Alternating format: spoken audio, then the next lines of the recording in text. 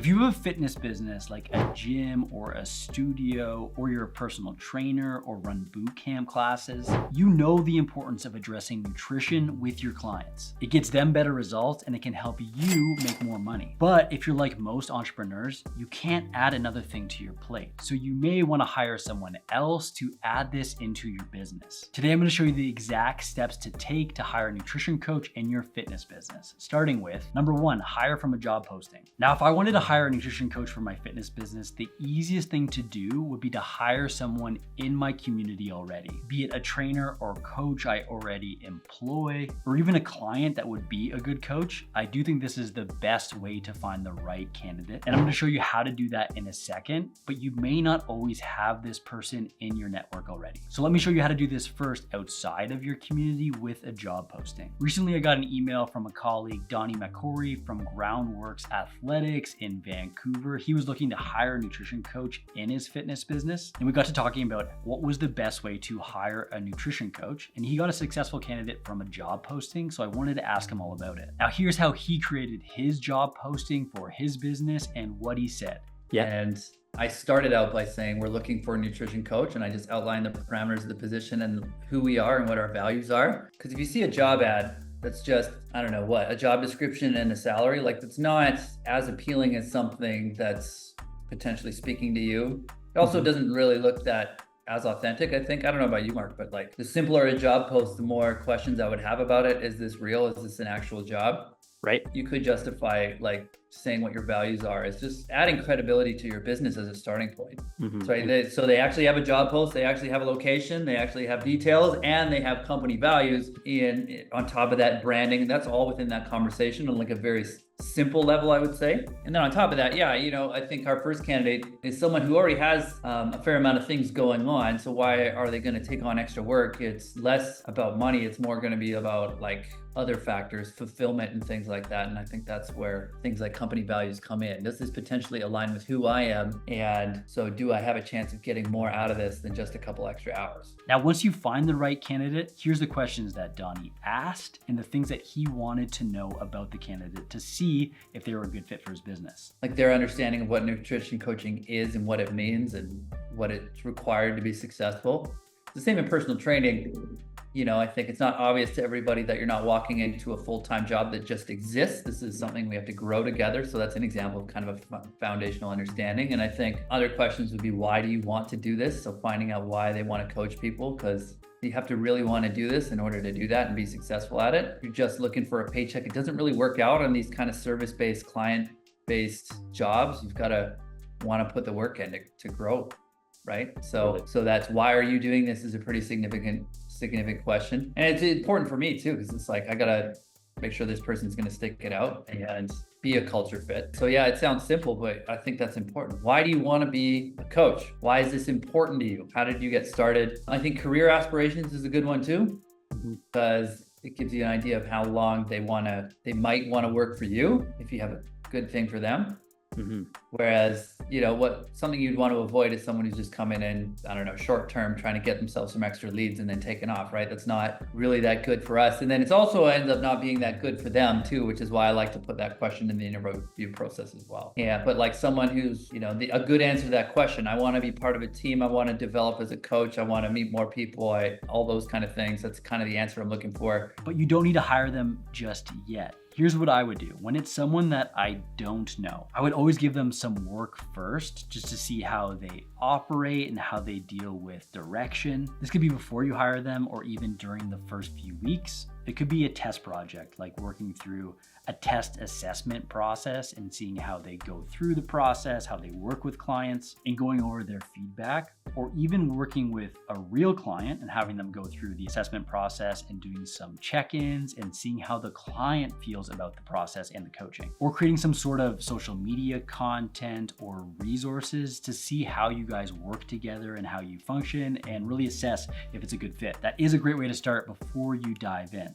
But if you feel like the coach is a good fit, you could always have them start working with clients and set up some sort of probationary period for say 3 months where the roles are defined, There's a roadmap around where the coach will be after the 3 months and expectations, how many clients the coach will be working with, what they can do within the business. And then after the 3 months, you can reassess and see where they're at. You can do this contractually and see if it's a good fit for both sides. Now, keep in mind, most nutrition coaches are coming from the entrepreneurial world where they're doing all the work within their businesses and seeing all of the money. But if this new coach is just doing coaching for you and not doing any of the admin work and not doing any of the marketing to bring clients in, there's an argument to be made that you should be compensating them based on an hourly basis, and that's how they should get paid.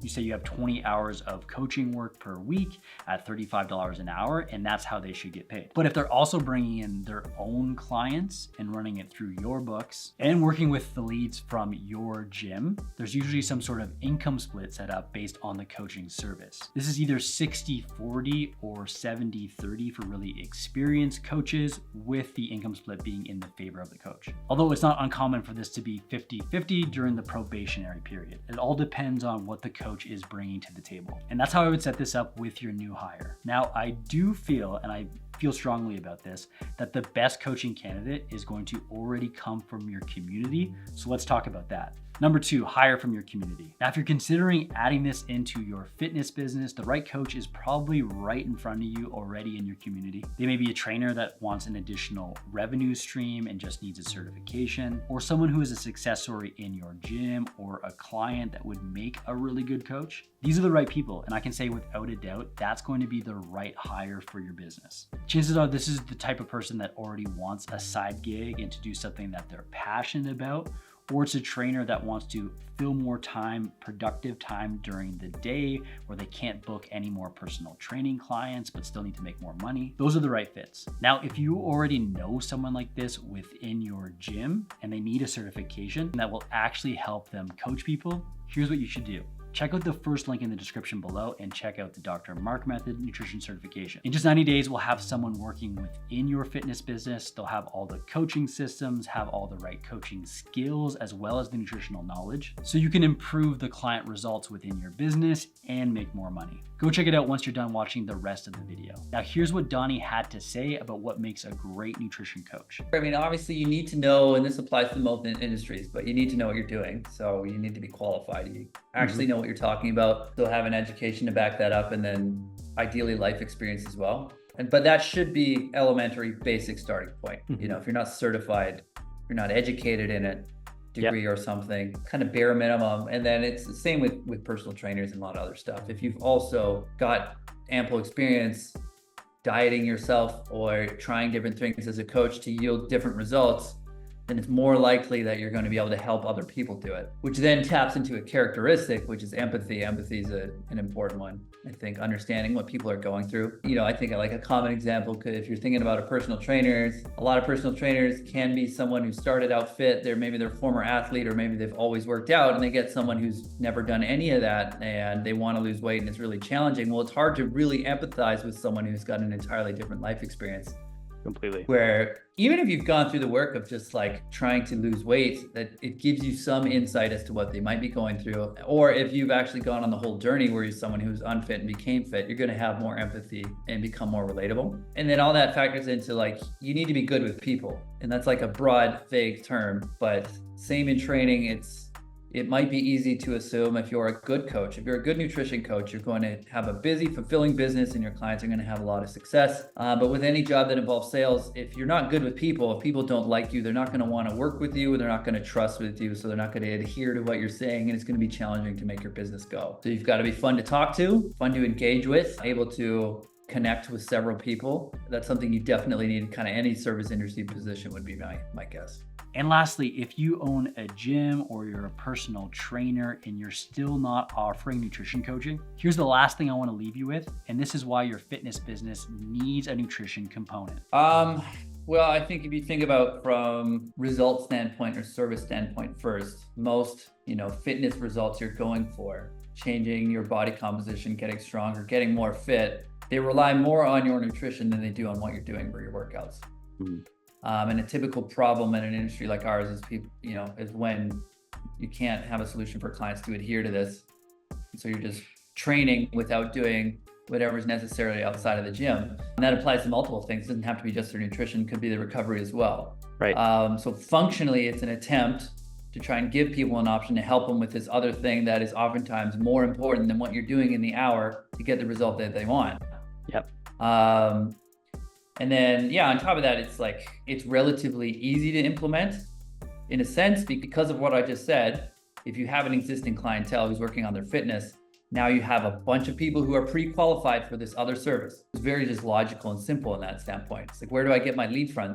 That can be a very challenging thing for any new revenue stream. And in this one, it's like, okay, you already have them.